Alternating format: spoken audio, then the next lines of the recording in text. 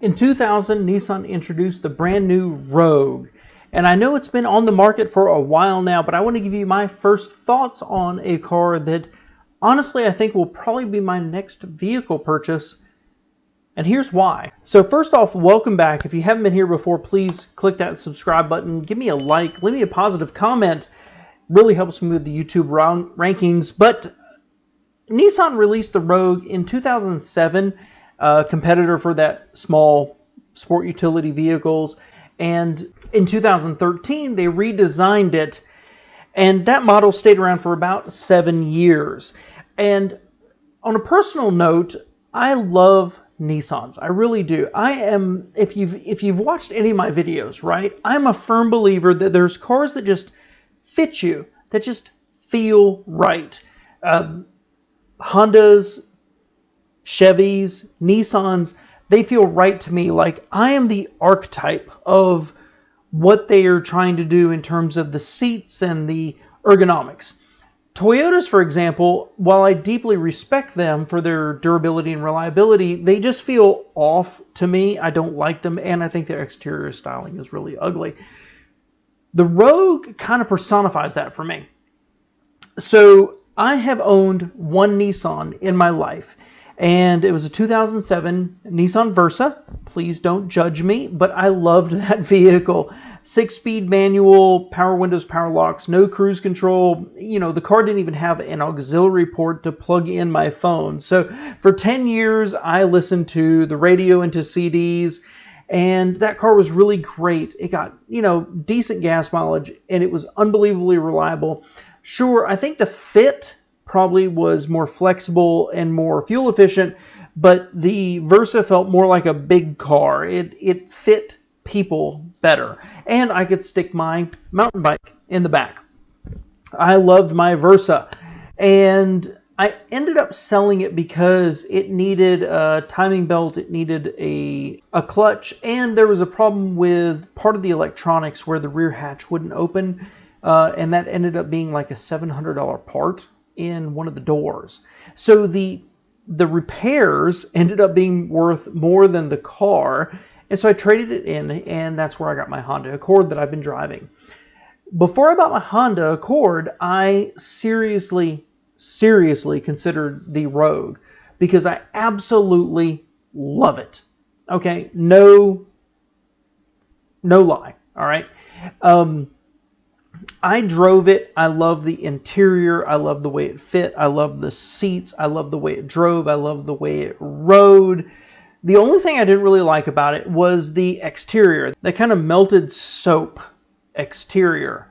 I loved everything about it, but for a car that I'm going to keep for 5 to 10 years, when I'm pulling up to a client's place of business, are they going to look at me and say, he made a smart decision?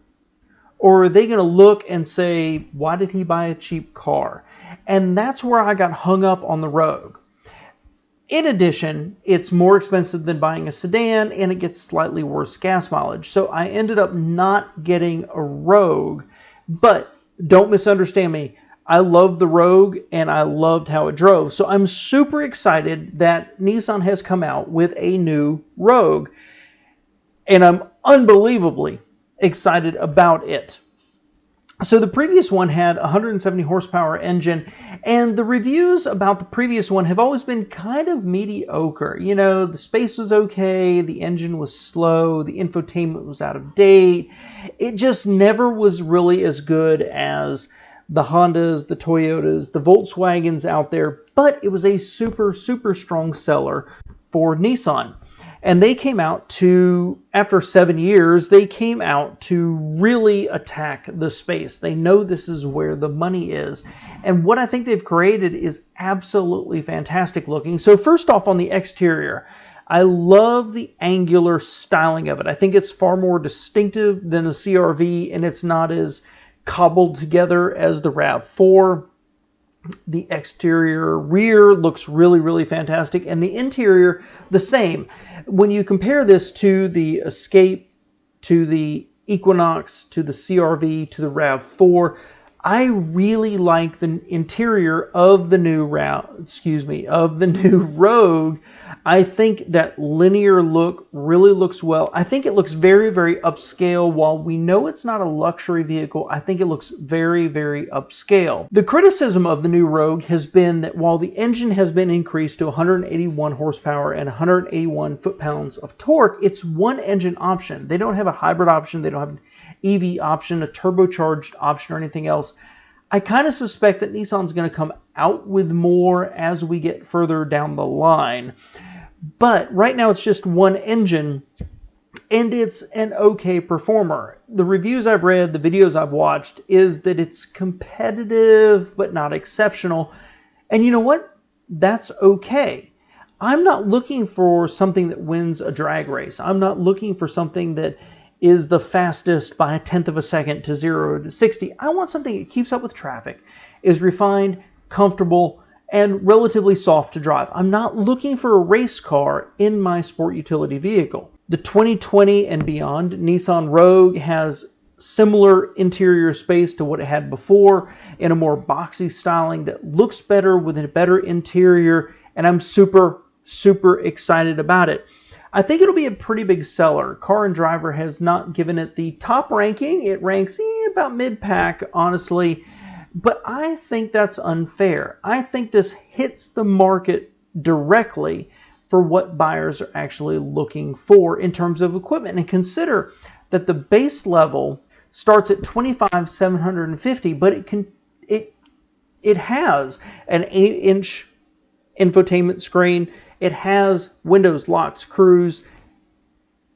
It has almost all of the accoutrements you want, accoutrement, for a modern vehicle. Now, if you want cross-lane traffic, driver assist, sunroof and all that other stuff, you start moving up to the higher levels.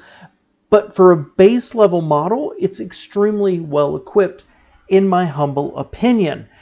So all this taken into account, I do not buy my cars new. I've said this many, many times. I buy them used, and I like to keep them for a while. I'm almost 3.5 years into my current vehicle. So probably sometime in the next year to 2 years, I'm going to be buying my next vehicle, and I'm keeping my eye on the Rogue here. I really, really like it. I really like what they're doing. I like the style, and I want to move to a sport utility with that slightly higher seating position and more comfortable driving. And I'm very, very excited about it. So I hope this is a huge seller for Nissan. And as you'll see in my video about the Mitsubishi, they've moved the platform over to Mitsubishi as well, and that gives it a better warranty. So I'm really excited to see what happens here, but keep this space open. I would love to test drive one of these. I would love to do a video walkthrough, walk around, test drive of one of these, but I haven't yet. Everything I've done is based on what I'm reading and what I'm watching, and I look forward to driving one in person because, unfortunately, the previous one was kind of middle of the road, and I was obsessed with it when I drove it. I loved it that much, and I'm afraid when I drive this one that I'll probably pull my wallet out and buy it. So I'd love to hear your thoughts. Please leave me a positive comment, thumbs up, subscribe to my channel. And if you have any questions or another video that you would like me to do about the history of cars or my first thoughts on something, please let me know below. Thanks.